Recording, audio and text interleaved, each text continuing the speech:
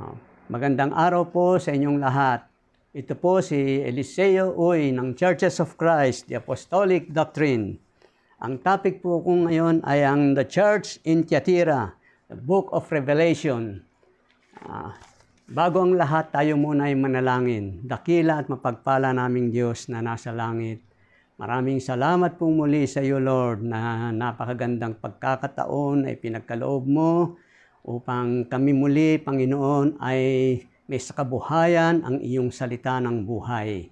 Panginoon, maraming salamat po muli sa iyo. Ako po'y namamanhik sa iyo, Panginoon, na langisan mo po ang aming mga labi, ang aking mga labi, upang ang bawat katagang ipahayag namin, Panginoon, ay kumislap sa puso naming lahat. Yung mga manonood sa YouTube at gayon din yung mga nanonood, Panginoon, sa iba't ibang dako ng ating bansa. At gayon din po, Panginoon, lahat ng ito ay magbibigay po sa amin ng kabusugan sa aming pananampalataya sa iyong banal mong pangalan. O Lord, muli lukuban mo po kami ng iyong banal na Espiritu Santo ang siyang magtuturo sa amin ng buong katotohanan upang siya ang mahayag at siya ang makita, Panginoon. Kami ilagay mo lamang sa iyong banal na likuran. Salamat po, Panginoon. Lord, basbasan mo at pagpalain mo po ang paksang dadalhin namin ngayon, Lord. Maraming salamat po, Panginoon, iyong pinagpala at binasbasan. Thank you very, very much, Lord Jesus in heaven. Amen. Dito po sa Book of Thyatira, mababasa po natin, dito po, magkakaroon muna tayo ng intro. Thyatira was a working person town with many trades for cloth making, dyeing, and pottery. Yung pottery po yung magpapalyok. Yung dyeing po yung kulayan, nagkukulay po ng mga tela at mga nagbebenta po sila ng mga tela. Dito po ating po mababasa rito sa mga gawa. Buksan po natin ang ating mga gawa sa chapter 16, verse 14 and 15. Ganito po ang ating mababasa. At isang babaeng nagngangalang Lydia na mangangalakal ng kayong kulay ube na tagabayan ng Thyatira. Isang masipag sa kabanalan ay nakinig sa amin na binuksan ng Panginoon ang kanyang puso upang unawain ang mga bagay na sinalita ni Pablo. Sa 15, at nang siya'y mabautismuhan na at ang kanyang mga kasambahay ay namanhik siya sa amin na sinasabi, kung inyong inaakalang ako'y tapat sa Panginoon, ay magsipasok kayo sa aking bahay at kayo'y magsitira doon at kami pinilit niya. Amen.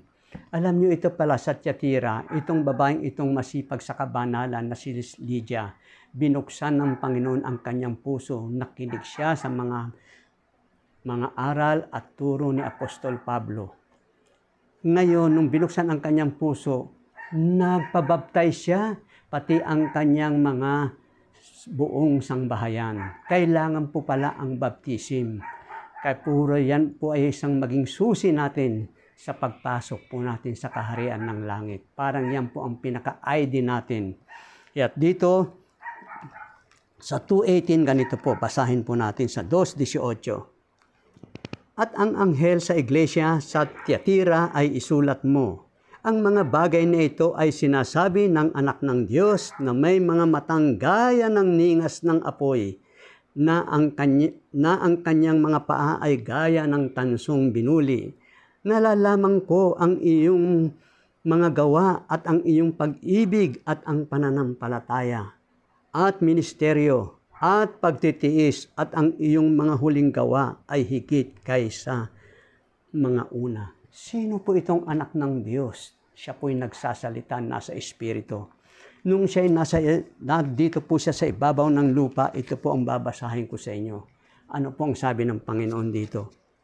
Sa 11:25-26, sinabi niya kay Marta, sa 11:25-26 up to 27, sinabi sa kanya ni Jesus, ako ang pagkabuhay na maguli at ang kabuhayan. Ang sumasampalataya sa akin bagamat siya'y mamatay, ay gayon may mabubuhay siya. At ang sino mang nabubuhay at sumasampalataya sa akin ay hindi mamamatay magpakailanman. Sinasampalatayanan mo baga ito? Nagtanong ang Panginoon. Ang sagot niya, ganito po sa 27. Sinabi sa kanya, "Oo, Panginoon, sumasampalataya ako na ikaw ang Kristo, ang anak ng Diyos, sa makatwid bagay ang naparirito sa sanglibutan." Pero dito nagtanong po ang ating Panginoon dito sa kanya. Sabi niya rito, "At sino mang nabubuhay," sabi niya ganon, "at sumasampalataya sa akin ay hindi mamamatay magpakailanman." Sinasampalatayanan mo baga ito? Sabi ganon kay Marta. Dito po meron pong tayong sagot diyan, sagot ng Panginoon. Dito po sa 14:9, sabi niya, ng John, ng Juan, "Kaunti pang panahon at hindi na ako makikita ng sanglibutan. Ngunit inyong makikita ako sapagkat ako'y nabubuhay. Ay mga bubuhay rin naman kayo." Amen. Ang ganda po ng pangako niya rito. Ganito po ang ating mababasa rito. Sa John 11:25, 26, 27, Jesus said unto him, "I am the resurrection and the life. He that believeth in me, though he were dead, yet shall he live." 26, "And whosoever believeth in me shall never die. Believeth thou this?" Kaya ito, babasahin ko po sa inyo sa 14. Sabi niya sa chapter 14, verse 9 ng John, "Yet a little while, and the world seek me no more. But ye seek me, because I live, ye shall live also." Amen. Kita mo, mabubuhay din pala tayo. Sabi ng Panginoon, sapagkat alam natin ang buhay. Sino po? Ito po. Kung sino ang buhay, siya ang makapagbabalik at makapagbibigay ng buhay. Sino? Ang ating Panginoong Hesukristo. Dahil malinaw na maliwanag yung binasa ko po sa inyo. Amen. Kaya sabi pa nga ni Peter dito, tinanong, dito po, buksan po natin sa 6 ng John, sa 6:15, 6:65 ng John hanggang 68. "Datapwat may ilan sa inyong hindi," ito, "at sinabi niya, dahil dito'y sinabi ko sana sa inyo, walang taong makalalapit sa akin maliban na ipagkaloob sa kanya ng Ama. Dahil dito'y marami sa kanyang mga alagad ay nagsitalikod at hindi na nagsisama sa kanya." 67. Sinabi nga ni Jesus sa 12, "Ibig ba ninyong magsialis din naman?" Tanong ang Panginoon Anong sumagot si Apostol Pedro? Sinagot siya ni Simon Pedro, "Panginoon, kanino kami magsisiparoon? Ikaw ang may mga salita ng buhay na walang hanggan. At kami nagsisisampalataya at nakikilala namin na ikaw ang anak. Ikaw ang banal na Diyos." Amen. Kita nyo na? Yung pala, ito ang Panginoon natin. Sabi nga rito sa siya ang sa Revelation. Sinabi rito, ito po yung nagsasalita siya. Siya ang lahat ng may salita nito. Nais ko pong ulitin sa inyo na siya po ang may salita nito sa 2. Magmula sa 2 ng Revelation, mula sa chapter 2, lahat yan. Mula sa chapter 2 hanggang sa 29, verse 29, lahat siya po ang may salita nito. Gayon din po sa chapter 3, chapter 1, up to 22, siya lahat ang may salita na yan. Ang nagsasalita po ang ating Panginoon sa 7 churches, sa iglesia, sa church. Yan ang sulat niya sa Revelation. Sinabi niya. Kaya tuloy po natin dito po.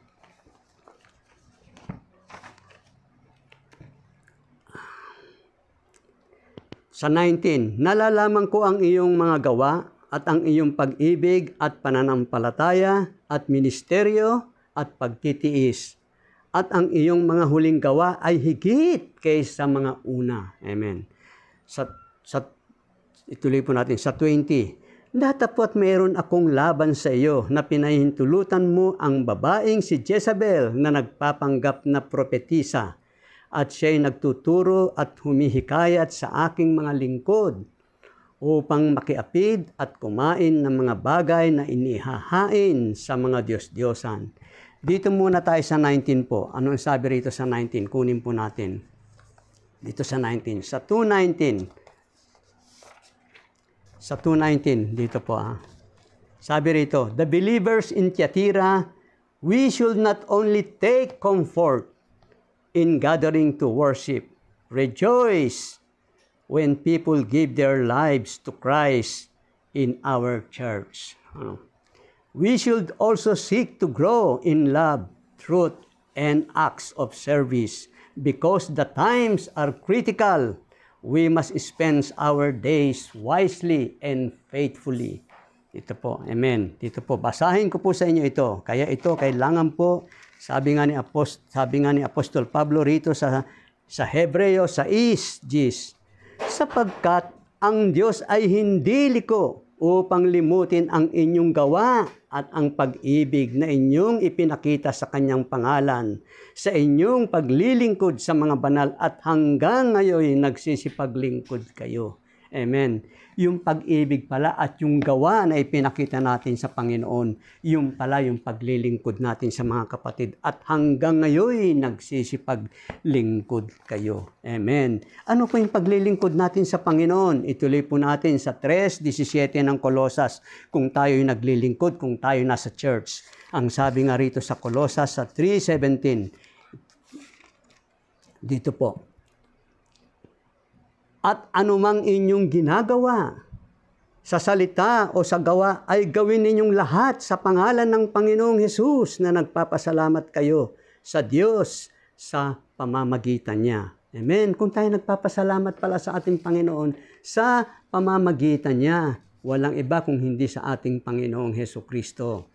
Kung tayo nananalangin sa ating Diyos Ama, kailangan pala binabanggit natin ang pangalan ng ating Panginoong Hesus. Dito po, ituloy po natin. Kaya dito yung pananampalataya rito at pag-ibig po ito Ituloy natin sa 23, sa 3:23 ng Kolosas. Sabi niya rito, anuman inyong ginagawa ay inyong gawin ng buong puso, na gaya ng sa Panginoon at hindi sa mga tao. Yung ginagawa natin, hindi sa tao, kung hindi sa Panginoon. Yung ginagawa natin. Bagamat nananampalataya tayo na hindi natin siya nakita, hindi natin siya nakita, narinig lamang, nabasa lang natin sa salita ng Diyos. Dito po ang sinabi ni Apostol Pedro. Buksan po natin sa 1:18. Dito po. Sabi niya rito sa 1:8 hanggang 9, na hindi ninyo nakita ay inyong iniibig, na bagamat ngayon ay hindi ninyo siya nakikita, gayon may inyong sinasampalatayanan, na kayo'y nangagagalak na totoo, na may galak na di masayod at puspos ng kaluwalhatian. Alam nyo ito, ang center po ng faith natin, sinasabi rito, yung faith natin, yung center ng faith natin, nakatuon po sa ating Panginoong Hesukristo. Sa Kanya po natin, nakapokus po tayo sa Kanya. Sapagkat alam natin dito, tuloy natin sa 9, na inyong tinanggap ang layunin ng inyong pananampalataya, ang pagkaligtas ng inyong mga kaluluwa. Amen. Yung pananampalataya, mapapalad pa raw tayo dahil hindi natin nakita. Tignan ninyo rin sinabi niya rito kay Tomas. Di pa si Tomas, anong sinasabi niya rito sa 20? Basahin ko po sa inyo sa 20:27. Sa 26 muna tayo ng Juan. Sabi niya rito, at pagkaraan ng 8 araw ay muling nasa loob ng bahay ang kanyang mga alagad at kasama nila si Tomas. Dumating si Jesus nang nangagpipinid ang mga pinto at tumayo sa gitna at sinabi, kapayapaan ang sumainyo. Nang magkagayoy, sinabi niya kay Tomas, idaiti mo rito ang iyong daliri at tignan mo ang aking mga kamay. At idaiti mo rito ang iyong kamay at isuot mo siya sa aking tagiliran at huwag kang di mapanampalatayahin, kundi mapanampalatayahin. Sumagot si Tomas at sa kanya'y sinabi, Panginoon ko at Diyos ko. Sinabi sa kanya ni Jesus, sapagkat ako'y nakita mo ay sumampalataya ka. Mapapalad, yaong hindi na nakakakita at gayon may nagsisampalataya. Amen. Kaya ito'y binasa ko kay Apostol Pedro. Bagamat hindi natin siya nakita, ay inibig na natin siya, sumampalataya na tayo. Hindi natin siya nakita, ay ating sinampalatayanan na nagagalak tayong totoo, ng galak na di masayod at puspos po ng kagalakan. Dahil sa ano yan? Dahil tinanggap natin ang layunin po ng ating pagkaligtas at ng ating mga kaluluwa. Amen. Kaya dito tuloy po natin to, ano? Kaya sabi rito, dito po sa Peter. Kaya ang sabi nga rito, alam natin yung pananampalataya may gawa. Kaya ito binasa ko po sa inyo sa 20, sabi nga rito sa sulat ng Panginoon dito. Ang sulat nga rito sa dito po sa nalalaman ko, sabi niya rito sa 2:19, nalalaman ko ang iyong mga gawa at ang iyong pag-ibig at pananampalataya at ministeryo at pagtitiis at ang iyong mga huling gawa ay higit kaysa una. Kaya sabi rito sa 24:13 ng ang dito sa 24 ng Marcos ng Matthew 24:13, mababasa po natin dito. Ang sabi nga rito, mababasa dito, datapwat ang magtitiis hanggang sa wakas ay siyang maliligtas. Amen. Tingnan nyo, kailangan pala may pagtitiis tayo para tayo'y maligtas. Yun ang focus natin, walang iba kundi sa ating Panginoong Hesukristo. Doon tayo nakapokus sa Kanya. Ituloy po natin dito. Ito, alam po natin dito sa 20, dito po sa 3. Alam nyo po rito, sa 10:7, yung pagsamba sa Diyos-Diyosan. Ito sinasabi rito. Dito po sinabi niya rito kay Jezabel, nalalaman ko, sabi niya rito, datapwat meron akong laban sa iyo na pinahihintulutan mo ang babaeng si Jezabel na nagpapanggap na propetisa. Nagpapanggap siya na siya ay sugo at tagapangaral. Sabing ganon. Pero, ang sa totoo niyan, mababasa po natin dito, kaya sabi nga rito, babasahin ko muna sa inyo ito. Dito. A woman in the church in Thyatira was teaching that immorality was not a serious matter for believers. Yan, nagkakamali po sila dito. Her name may have been Jezebel, or John may have used the name Jezebel to symbolize the kinds of evil she was promoting. Ayan. Ang ipinopromote nila, ito po, yung pagkain sa Diyos-Diyosan. Basahin po natin dito. Mababasa po natin sa unang Korinto 10:7 and 8. Chapters, ito. Chapter 10, sa 7 and 8, dito po, mababasa po natin dito. Na huwag din kayong 10:7 and 8, 1 Corinthians 10:7 and 8, tama po.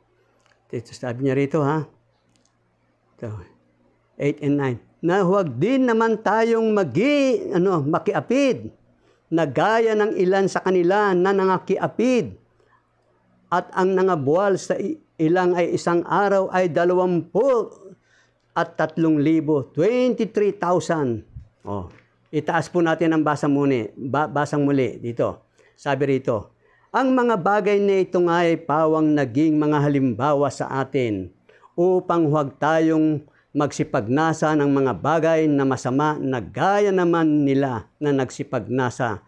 Ni huwag din naman kayong mapagsamba sa mga Diyos-Diyosan. Gaya niyaong ilan sa kanila na ayon sa nasusulat na upo ang bayan upang magsikain at nagsiinom at nagsitindig upang magsipagsayaw. Alam niyo yung ginagawa nila, yung mga hinahain nila sa Diyos-Diyosan, nagsikain po sila, nagsiinom sila, nagsisayaw sila, lahat ng yan. Ni huwag din naman tayong makiapid na gaya ng ilan sa kanila. Sabi nga ni Apostol Pablo, 23,000 po ang nangamatay noon din. Yan, sinabi rito, 23,000. Ni huwag din, sabi niyang ganon, ni huwag din naman natin tuksoin ang Panginoon na gaya ng pagkatukso ng ilan sa kanila at nangapahamak sa pamamagitan ng mga ahas. Totoo po yun. Kaya sabing ganun, yung Diyos-Diyosan, yung pakiapid, yung kumakain po sila sa Diyos-Diyosan, ang Israelita, nadaya po sila noon, ang namatay sa kanila ay 23,000 mga babae at mga lalaki na sumasamba sa mga Diyos-Diyosan. Tuloy po natin. Dito po, totoo ba yan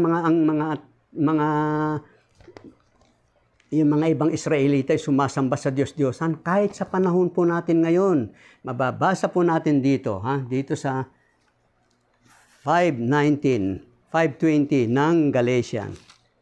Tignan nyo sa 5:20 na lang. Dito po sa 5:20 ng Galatians.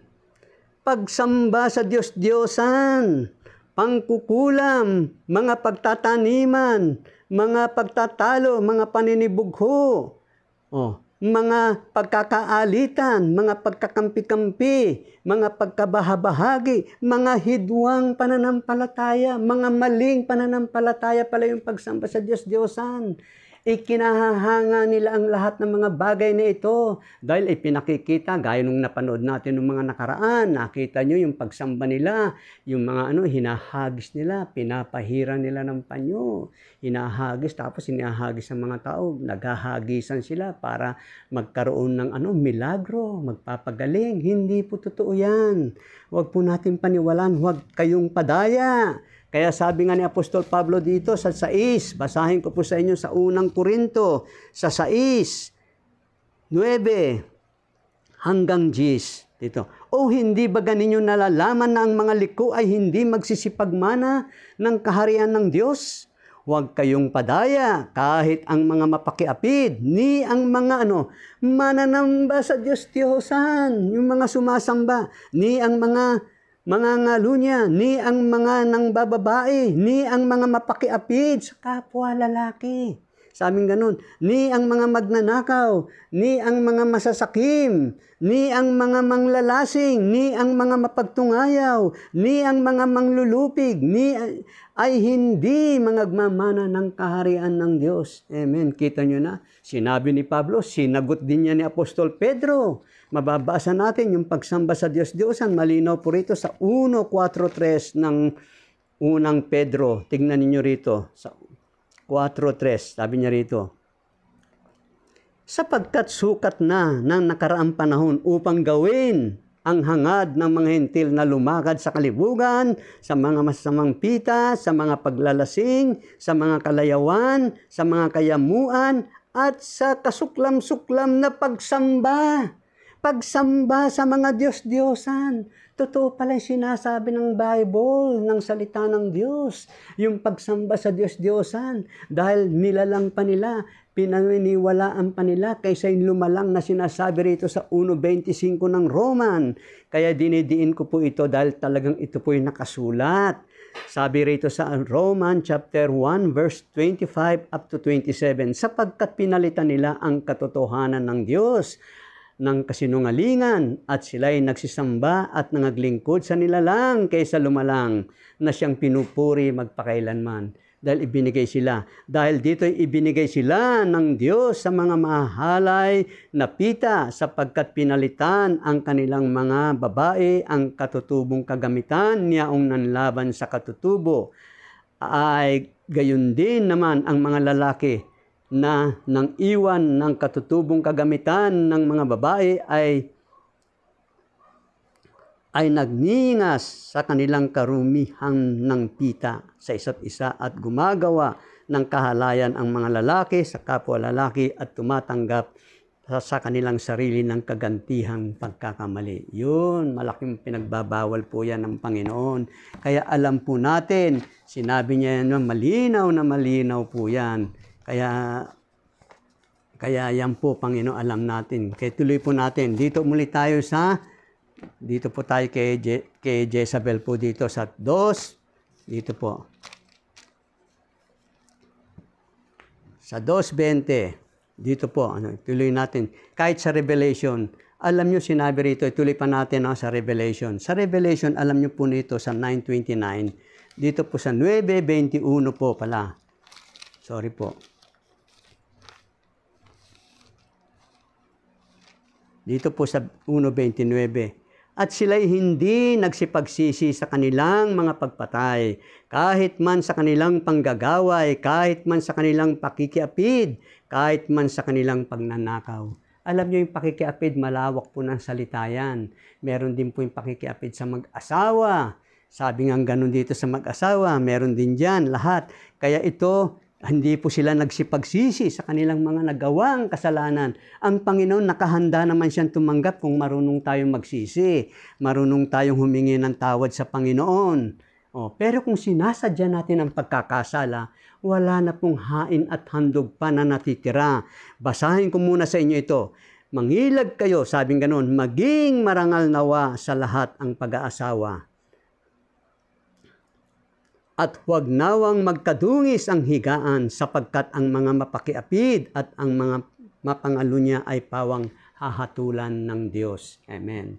Kaya alam nyo, kung tayo sinasadya natin yung pagkakasala, wala nang haim pang handog na natitira tungkol sa kasalanan. Sabi rito, mababasa po natin, basahin ko pa ulit dito sa inyo sa Gis 26 ng Hebreo. Yung binasa ko po kanina sa inyo sa chapter 13, verse 4 po ng Hebreo. Sapagkat kung ating sinasadya ang pagkakasala, pagkatapos na ating matanggap ang pagkakilala sa katotohanan, ay wala nang haing natitira pa tungkol sa kasalanan. Amen. Kundi isang kakilakilabot na paghihintay sa paghukom, ang isang kabangisan ng apoy na lalamon sa mga kaaway. Amen. Tignan nyo na ang Gidas. Tignan nyo sabi rito, ang nagpawalang halaga sa kautusan ni Moises sa patotoo ng 2 o 3 saksi ay mamamatay na walang awa. Gaano kayang higpit na parusa sa akala ninyo ang ihahatol na yumurak sa anak ng Diyos at umaring di banal sa dugo ng tipan na nagpabanal sa Kanya at umalipusta sa espiritu ng biyaya. Amen. Alam nyo ito, marami pang tumalikod sa Panginoon. Yung pagtalikod nila, inaalipusta pa nila yung salita ng Diyos.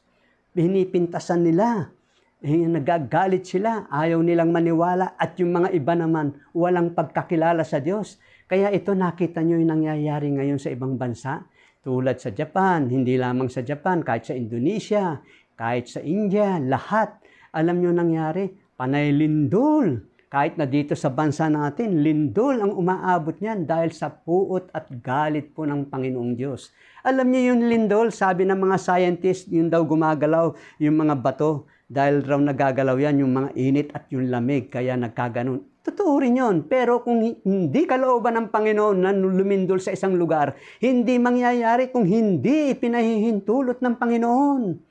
Iyan ay pinahihintulot ng Panginoon. Siya ang nakakaalam dahil siya ang may likha. Siya ang creators of the universe. Siya ang manlalalang, ang ating Panginoong Diyos na makapangyarihan sa lahat.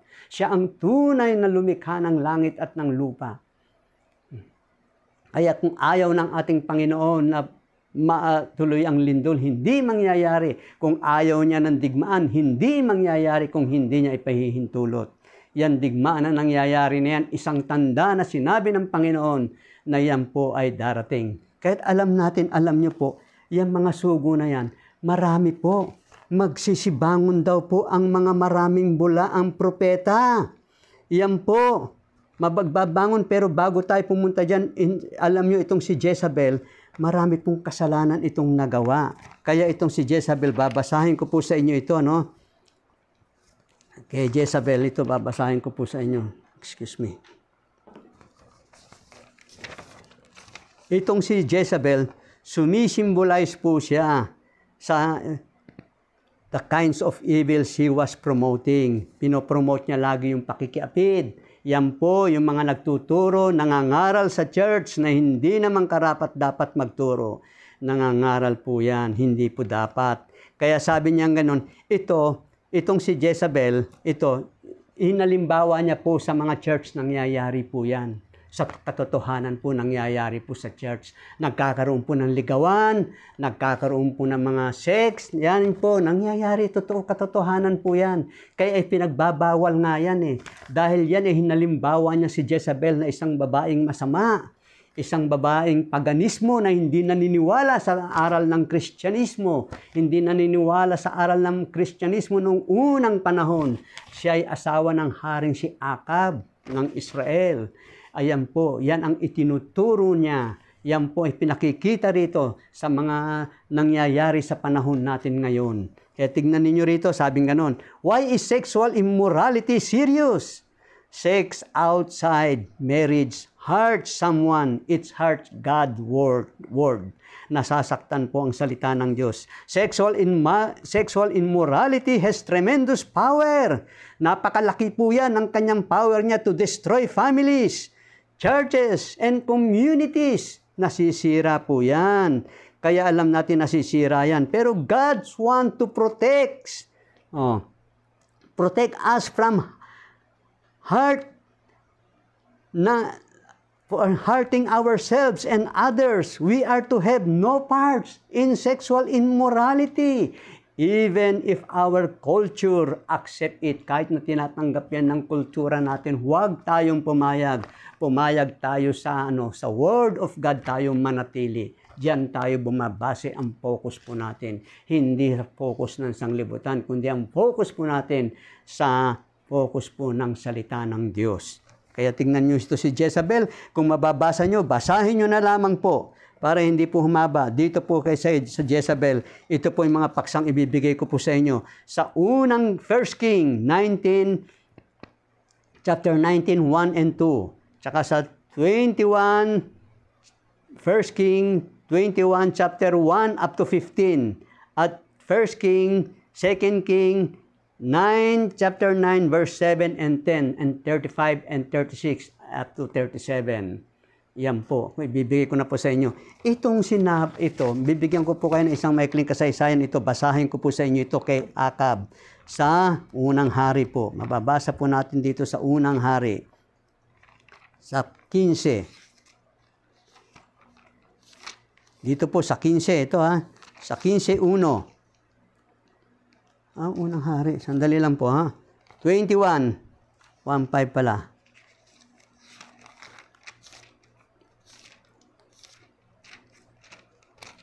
Dito sa 21:1:5. Inibig ni Akab para sa kanya ang ubasan ni Nabot. Alam niyo ito ginawa niya? Sa chapter 21 verse 1 up to 15 ito, pero iksian lang natin, Isasummarize na natin. Ang nangyari pagkatapos ng mga bagay na ito na si Nabot na Jezreelita ay meron isang ubasan na nasa Jezreel na malapit sa bahay ni Akab na hari ng Samaria. Hari po siya ng Israel. At sinalita ni Akab kay Nabot na sinabi, ibigay mo sa akin ang iyong ubasan upang aking tangkilikin na pinakahalamang pananim sapagkat malapit sa aking bahay at aking ipapalit sa iyo na kahalilinyaon ang isang mainam na ubasan kaysa roon. At kung inakala mong mabuti, kung ibibigay sa iyo ang halaga niyaon ng salapi, kung hindi salapi ang ibibigay niya. At sinabi ni Nabot kay Akab, huwag itulot ng Panginoon sa akin na aking ibigay ang mana sa aking mga magulang sa iyo. At pumasok si Akab sa kanyang bahay na yamot at lunos dahil sa salita na sinalita ni Nabot sa Jezreel sa kanya. Nainis siya at nalungkot. Kaya nangyari ganito, sapagkat kanya ng si Israelita, sapagkat kanyang sinabi, hindi ko ibibigay sa iyo ang mana sa aking mga magulang. At siya'y nahiga sa kanyang higaan at ipinihit ang kanyang mukha at ayaw kumain ng tinapay.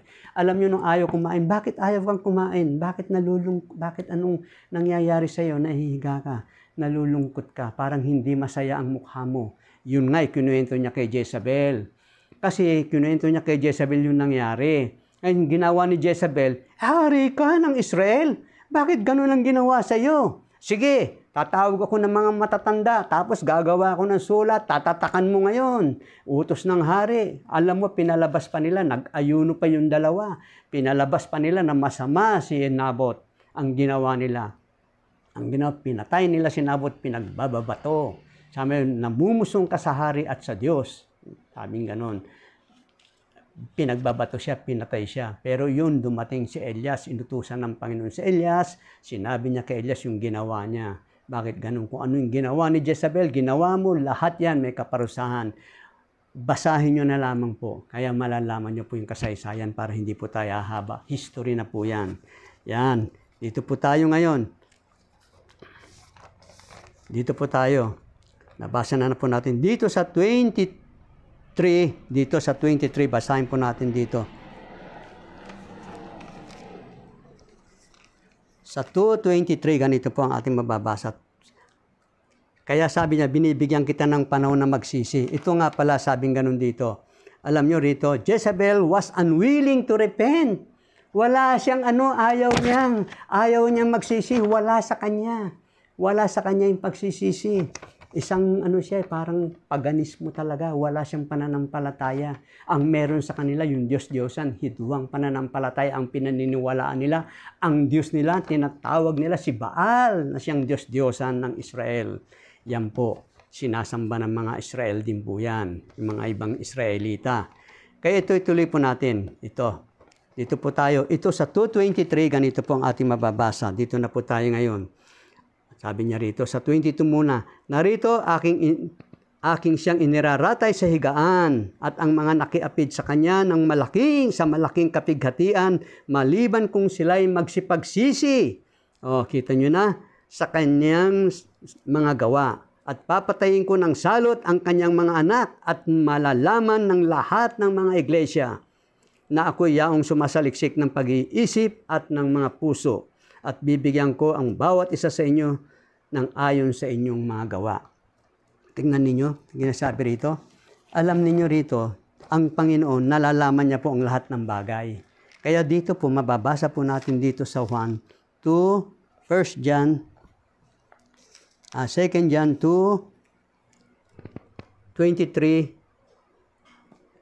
24 up to 25. Datapot si Jesus sa kanyang sarili ay hindi rin nagkakatiwala sa kanila, sapagkat nakikilala niya ang lahat ng mga tao.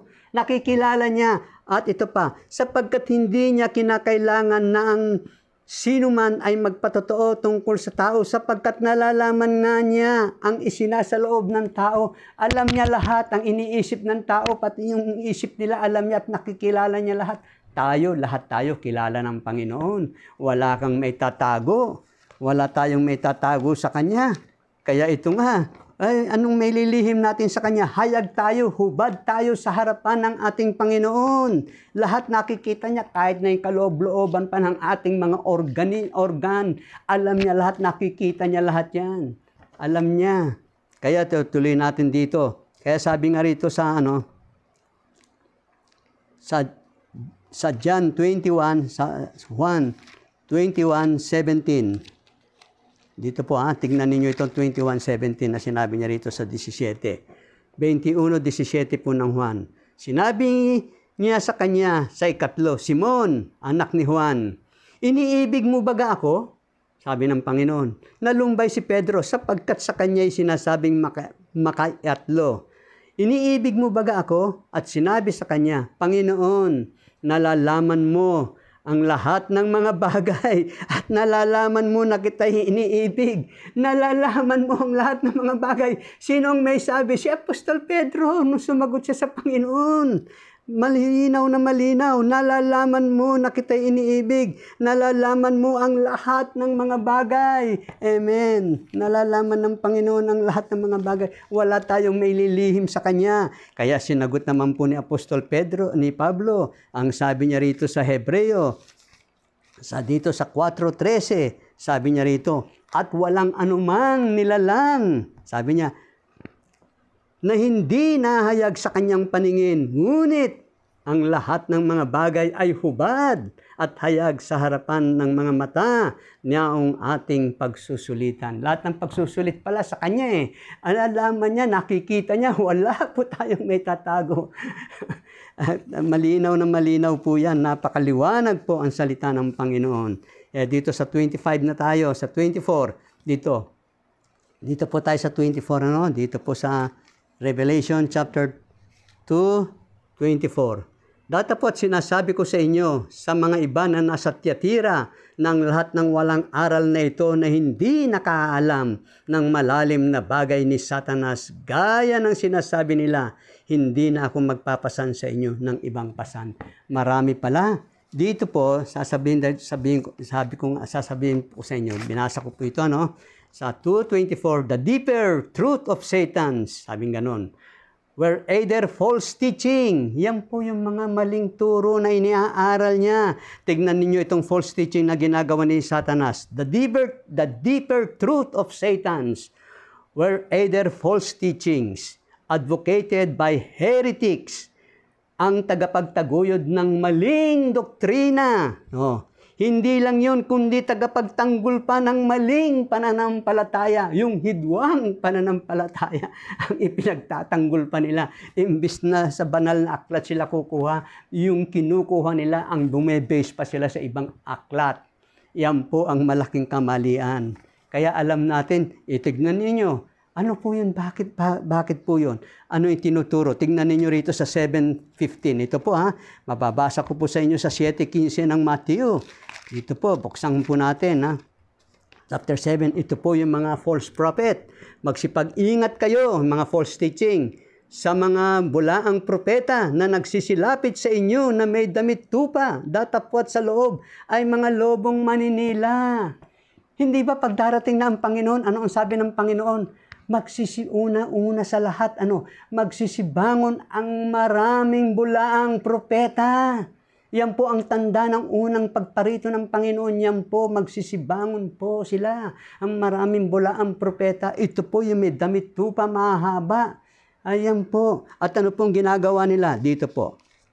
Basahin ko po ulit rito sa inyo. Sa 24:24 ng Matthew. Sapagkat may magsisilitaw ng mga bulaang Kristo at bulaang propeta na mga nagpapakita ng mga dakilang tanda at mga kababalaghan at ano pat ililigaw kung maari pati ng mga hirang. Magpapakita ng mga dakilang tanda at mga dakilang kababalaghan pa. Kita nyo, ipapakita nila. At hindi lamang po yan. Kaya sabi nga ni Apostol Matthew, dito po sa 24:28 po ng Matthew, saan man naroon ang bangkay ay doon mga kakatipon ang mga uwak. Madalas ko pong sabihin ito, kung saan daw naroon ang bulok na aral, bulok talaga yon, bulok na aral, doon nagpupuntahan ang mga tao. Yan po, dyan sila magaling sa bulok na aral, bulok na doktrina dahil sila nakapagtapos, mga professor, matataas, mga doktor, mga iba, mga lawyer, mga attorney, mga scientifico, nakapagtapos po sila, magagaling sila, nakaimbento sila, ganito, ayaw nilang maniwala sa Word of God. Yung mga iba naman, atista, ayaw nilang maniwala. Pero tandaan ninyo yan, pag dumating ng panahon, dumating ng oras nila, mamamatay na sila. Ang tao, tatawag at tatawag sa Diyos yan. Walang hindi maaring hindi tatawag yan sa Panginoon. Huli na, wala na. Wala nang pagkakataon, wala nang chance. Left behind na sila, gaya nung nangyari sa asawa ni Lot. Nagsitakbo, wag kayong lilingon. Lumingon siya. Habang tumatakbo sila, lumingon siya. Naging haliging asin. Ganyan ang mangyayari sa mga tao sa huling araw. Kaya yan nga sinasabi, yan nga binigyan ng tanda. Alam nyo, hindi lang po yan. Kung mababasa nyo po rito sa 3:9, ito po ang sinasabi niya. O kahit sa 2:9, ito, nalalaman ko, sa chapter 2, verse 9 ng Revelation din po, nalalaman ko ang iyong kapighatian at ang iyong kadukhaan. Datapwat ikaw ay mayaman. May close parenthesis po ito, Sabi, at ang pamumusong ng mga nagsasabing sila'y mga Hudyo at hindi sila gayon, kundi isang sinagoga ni Satanas. Isang kampon, isang alagad po yan ni Satanas, ni Lucifer. Alam nyo, ang paniniwala nila, tao si Kristo. Limited lang yung kanyang pagkatao. Limitado lang yun, may hangganan yun. Sasabihin ba natin, taong totoo, Diyos na totoo? Mali po yun. Likas, hindi siya likas na tao. Pag sinabi natin likas na tao, talagang tao, hindi Diyos yan. Yan po ang logic niyan. Pag sinabi natin likas na tao, talagang tao. Pag sinabi natin nagkatawang tao, ay iba siya. Naparirito ka sa sanglibutan. Ang sabi niya kay Marta, alam ko, ikaw ang Kristo, ang anak ng Diyos na naparirito sa sanglibutan. Yan po ang talagang tunay. Ngayon nagsasalita siya rito, nasa Espiritu ang Panginoon. Kaya ayan nagsasabi, tao, tao, tao. Kaya binasa ko na nga sa inyo ito. Uulitin ko pa nga ulit ito sa 3, sa 5:17. Sa 3:17. Sabi niya ng 2 Korinto, ngayon, ang Panginoon ay siyang Espiritu. At kung saan naroon ang Espiritu ng Panginoon, doon ay may kalayaan. Amen. Tuloy pa natin. Sige. Tapos na, nakuha nyo na yan. Yung mga aral ni Satanas, yan po yung mga malalalim na aral niyan na hindi nila matanggap. Na tinatanggap nila. Sa 25, alam na. Dito sa 25, sa 2:25, ito po mababasa natin. Gayon may ang nasa iyo'y panghawakan mong matibay hanggang sa ako'y pumarian. Panghawakan daw natin matibay hanggang siya'y dumating. Dito sa 3:3, yan po ang sagot niyan. Sa Revelation din po. Alalahanin mo nga kung paanong iyong tinanggap at narinig at ito pa rin mo at magsisi ka. Kaya't kung hindi ka magpupuyat, ay paririyan akong gaya ng magnanakaw at hindi mo malalaman kung anong panahon paririyan ako sa iyo. Amen. Tingnan nyo na. Dito na sa 25, nabasa na po natin. Sa 26-27 na po tayo. Sa 27. Sa 26-27, ganito po ang ating mababasa sa Revelation. Ano po? Dito sa 2, ituloy po natin. Dito po sa 2, 26-27. Ang magtagumpay at tumupad ng aking gawa hanggang sa katapusan ay bibigyan ko ng kapamahalahan sa mga bansa at sila'y paghaharian niya sa pamamagitan ng isang panghampas na bakal gaya ng pagkadurog ng mga sisidlang lupa ng magpapapalyok gaya naman ng tinanggap ko sa aking ama. Dito po sa awit, nandun po yun, sinulat po ni Haring David. Dito po sa awit, mababasa po natin sa awit. Dito po sa awit, 2:8. Dito po, mababasa po natin. Sa 2:8-9, sabi niya rito, humingi ka sa akin at ibibigay ko sa iyo ang mga bansa na iyong pinakamana at ang mga pinakadulong bahagi ng lupa ay iyong pinakaari. Sila'y iyong babaliin ng isang pamalong bakal, iyong dudurugin sila na parang isang sisidlan magpapalyok. Ibig sabihin nito, malawak po itong salitang ito. Sinabi niya po ito. Ito po yung lumalabas po na simboliko o figure of speech, mga salita ng ating Panginoong Diyos na makapangyarihan sa lahat. Ito po ha, tignan po natin dito. Dito po sa 26-27, dito po ang sagot ko niyan dito sa 6:23. Unang Korinto. Dito po. Hindi naman literal na dudurugin eh.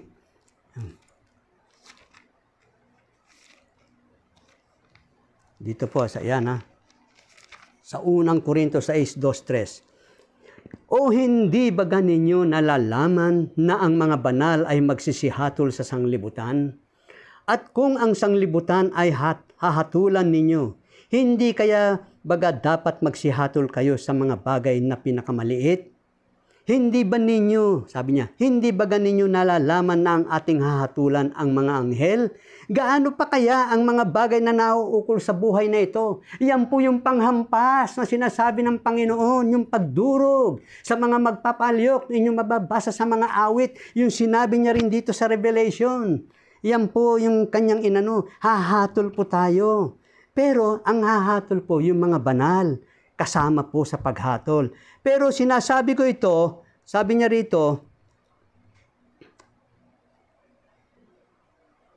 yung mga taong walang halaga sa iglesia, yung mga taong may halaga sa iglesia po, ang sinasabi po rito ni Apostol Pablo. Tayo'y magsisihatol. Kaya tignan ninyo rito, nagalit nga ang Panginoon sa 19:15. Tignan ninyo sa 19:15 ng Revelation. Babasahin ko po sa inyo ito sa 19:15 ng Revelation. Sabi niya rito, sa 19:15, ang sagot niyan. At sa kanyang bibig ay lumalabas ang isang tabak na matalas upang sa pamamagitan nito ay sugatan niya ang mga bansa. Ayun, kita nyo na? Sugatan niya ang mga bansa at kanyang paghaharian ng tungkod na bakal na niyuyurakan niya ang pisaan ng ubas na kabangisan ng kagalitan ng Diyos na makapangyarihan sa lahat dahil sa puot po ng galit po ng makapangyarihan Diyos sa lahat. Paghaharian niya, kaya tayo'y kasama po tayo na mahalaga na tayo hahatol po tayo sa mga anghel, sa sanglibutan, kasama rin po tayo, ilalagay po ng Panginoon. Kung talagang nanamnamin ninyo ang salitang ito, malalaman po ninyo. Kaya itong talatang ito, 2 talata na lang po ang babasahin ko sa inyo. Ito sa pinakahuli. Sabi niya rito sa Revelation po sa 2. Sabi niya rito sa Revelation. Sabi niya dito sa 28, 2:28 up to 29. At sa kanya ibibigay ko ang tala sa umaga. Ang may pakinig ay makinig sa sinasabi ng Espiritu sa mga iglesia. Ibibigay niya yung tala sa umaga sa atin. Napakaganda po yung sinabi niya rito. Mababasa po natin sa Pedro. Dito po sa unang Pedro. Sa ikalawang Pedro.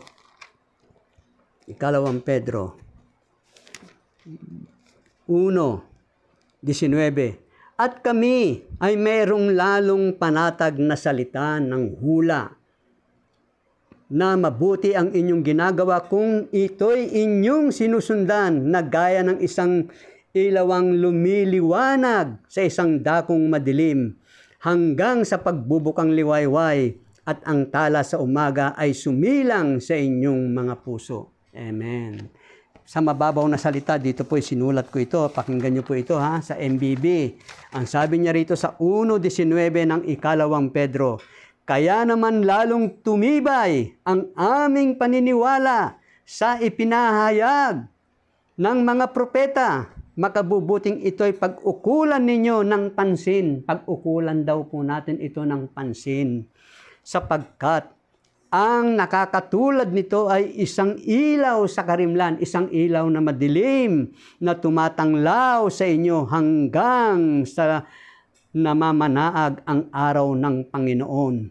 At ang sinag ng tala sa umaga ay maglagos sa inyong puso. Mula sa kadiliman, sa karimlan, mula sa kadiliman hanggang sa liwanag. Sabi niya nga tumatanglaw sa atin.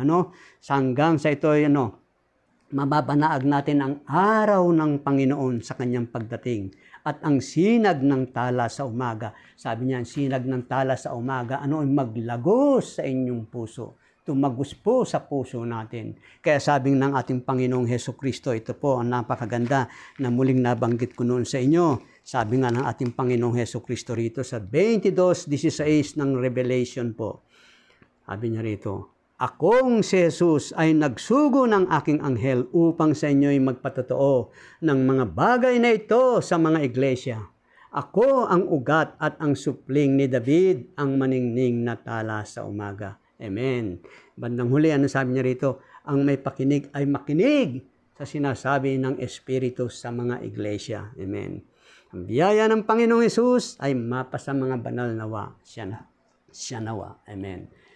Tayo po tapos na po. Maraming salamat po. Manalangin tayo sa Panginoon. Mapagpala naming Diyos.